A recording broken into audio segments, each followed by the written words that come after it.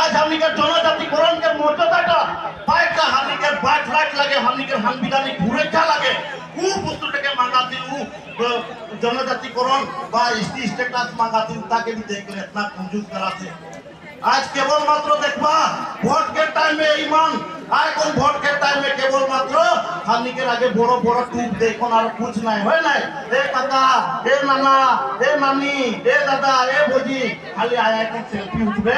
और का करे ना वोट मांगे ना होय कि नहीं ई बार लेकिन वोट के जगह में छुपी दे कोई कान छुपी में होय नहीं होय कि नहीं से ले असम सरकार के खाल हमनी का मोटर से बोले के खो जाती इटा तो जस्ट हमनी के सेमीफाइनल लगे रे असम सरकार एकरो पे होशियार हो जा आने वाला 25 नवंबर में तो यदि हमनी के जनजातिकरण के मर्यादा के रास्ते तो यदि असम विधानसभा में यदि तो बिल का नहीं भेजाइन भारत सरकार के बोले लेकिन 26 में तो जितना भी हमनी के आदिवासी पहले का गांव बस्ती बागान जितना भी है उमान तोप से हमनी के बीजेपी के नेता की लगे खेला के लिए बाध्य हो गई पर कोई कि नहीं खेता बोल नहीं खेता बोल चुमा कर कोई